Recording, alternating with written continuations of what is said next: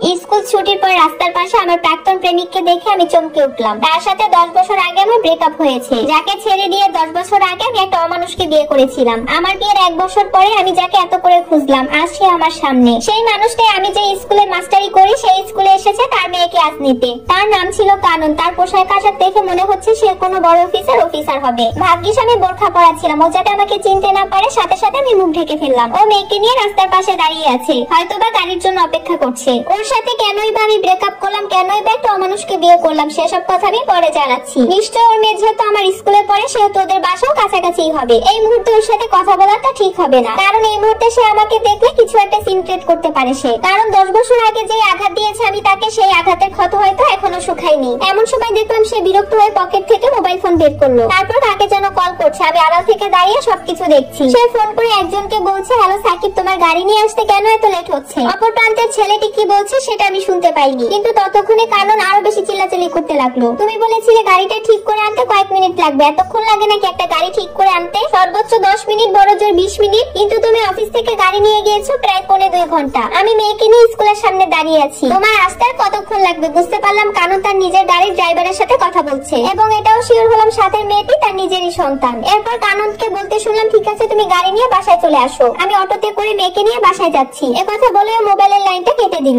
আমি মনে মনে সিদ্ধান্ত নিলাম আজ ওর বাসাটা আমি চিনে রাখবো। কিছুক্ষণ পর দেখলাম সে একটা অটোতে সিগন্যাল দিল। এরপর সে অটোতে করে তার মেয়েকে নিয়ে চলে গেল, কিন্তু আমাকে তো ওকে ফলো করতে হবে। আমিও একটা অটোতে উঠে ওর পিছন পিছন গেলাম। অটোতে উঠে আমার মনে পড়তে লাগলো সেই 10 বছর আগের কথা। 10 বছর আগে আমি কাননকে একটা রেস্টুরেন্টে ডেকে এনেছিলাম। আমার আসার আগে কানন এসে বসে আছে। আমার আসতে লেট হওয়াতে কানন বলল, 1 ঘন্টা ধরে রেস্টুরেন্টে তোমার জন্য অপেক্ষা করছি, আমাকে আসতে বলে তুমি এত লেট করলে কেন? আমি বললাম, আমি তো তোমার মতন বেকার নই। আমার কথা শুনে কানন তখন হেসে দিল আর বলল, এই ম্যাডাম আপনিও কোনো কাজ কাম করেন না, শুধু লেখাপড়া করেন। আমি বললাম, সেটাও একটা কর্ম, কিন্তু তুমি লেখাপড়া শেষ করে এখনো কোনো কাজকর্ম করতে পারছো না, তুমি অকর্মা। কানন বলল, তোমার সাথে প্রেম করছি, এটাও তো একটা কর্ম। এরপর আমি বললাম, দেখো কানন, তোমার সাথে আমি একটা সিরিয়াস কথা বলার জন্য এখানে ডেকেছি, তোমার সাথে আনন্দ ফুর্তি করার জন্য না। কানন বলল, আচ্ছা ঠিক আছে, আমি এখন সিরিয়াস, তুমি তোমার কথাগুলো বলো। আমি বললাম, দেখো বাসা থেকে আমাকে বিয়ে দেওয়ার জন্য চাপ দিচ্ছে। মা বাবা বলছে আমাকে আর বেশি দিন পড়াবে না, বিয়ে দিয়ে দিবে, আর হাতে নাকি ভালো একটা পাত্রও আছে। সাথে সাথে কাননের হাসি মুখটা কালো হয়ে গেল। মন খারাপ করে সে বলল, তুমি কি ডিসিশন নিয়েছো? আমি বললাম, আমি তো তোমাকে চাই। ও বলল, তাহলে সমস্যা কোথায়? আমি বললাম, সমস্যা তুমি বেকার। আমার কথা শুনে সে চুপসে গেল,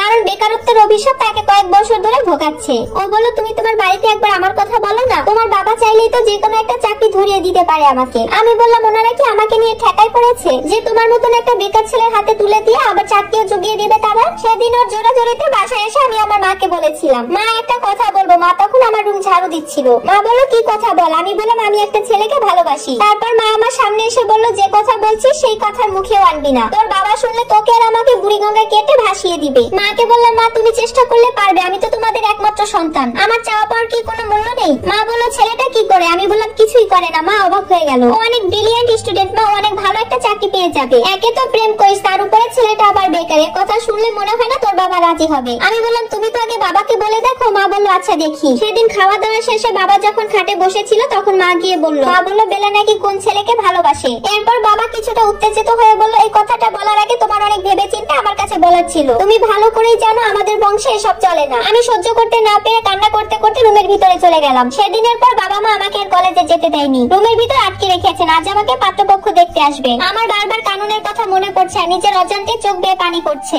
আমি চোখের পানি মুছে স্বাভাবিক হওয়ার চেষ্টা করছি। তারপর মা আমাকে পাত্রপক্ষের সামনে নিয়ে গেলেন। ছেলেটাকে দেখে এক মুহূর্তে আমি কাননের কথা ভুলে গেলাম। আমার কেন জানি এই ছেলেটাকে অনেক বেশি ভালো লেগে গেল। এই ভালো লাগাটা ওনার বাহ্যিক সৌন্দর্যের নাকি ওনার টাকা পয়সার জন্য, সেটা সেই মুহূর্তে আমি ফিল করতে পারিনি। সেদিন আমাকে ওরা আংটি পরিয়ে রেখেছিল। এর মাস 2 পরে আমাদের বিয়ে হয়ে যায়, আর আমিও বড়লোক স্বামী পেয়ে নিজে থেকে কাননকে অ্যাভয়েড করা শুরু করেছিলাম। যেই কাননটা আমি আজ থেকে 10 বছর আগে অ্যাভয়েড করেছিলাম, আজ 10 বছর পরে আমার নিয়তি সেই কাননের পিছনে আমাকে ঘুরাচ্ছে। আমরা কিছুক্ষণ আসার পর দেখলাম কাননের অটোটা একটা বিল্ডিং এর সামনে এসে দাঁড়ালো। দেখলাম কানন অটো থেকে নেমে একটা আলিশান বিল্ডিং এর মধ্যে ঢুকলো। আমিও গেটের সামনে গিয়ে দাঁড়াতেই দেখলাম একজন দারোয়ান আমাকে থামিয়ে দিল। দারোয়ান বলল, এই যে ম্যাডাম, আপনি কই যান? আপনাকে তো চিনতে পারছি না। আপনি এই বিল্ডিং এর কয়তলায় কার কাছে যাবেন নাম বলুন। সত্যি কথা বলতে আমি তো এই বিল্ডিং এর কাউকেই চিনি না, কার নাম বলবো? তাই আমি বুদ্ধি করে বললাম, আসলে আমি বাসা ভাড়া নিতে চাচ্ছি। আপনি কি করে এখানে বাসা ভাড়া থাকবেন? এখানে যারা থাকে তাদের প্রত্যেকটা ফ্যামিলি সোসাইটিতে এক একজনে 2-3টা করে গাড়ি আছে। আমি দারোয়ানের কথা শুনে বুঝতে পারলাম এখানে সব হাই কোয়ালিটি সোসাইটির মানুষ থাকে। কিন্তু আমার উদ্দেশ্য তো বাসা ভাড়া নয়, কানুন সম্পর্কে জানা। তাই আমি অন্য সব বাদ দিয়ে তাকে জিজ্ঞাসা করলাম, একটু আগে মেয়েকে নিয়ে যিনি স্কুল থেকে এসেছেন উনি কে? উনি বলল, আপনি কানুন স্যারের কথা বলছেন? আমি বললাম, জি। উনি বলেন, কানুন স্যার একজন গার্মেন্টস ব্যবসায়ী। এই শহরে ওনার বড় বড় 5টা গার্মেন্টস ফ্যাক্টরি আছে।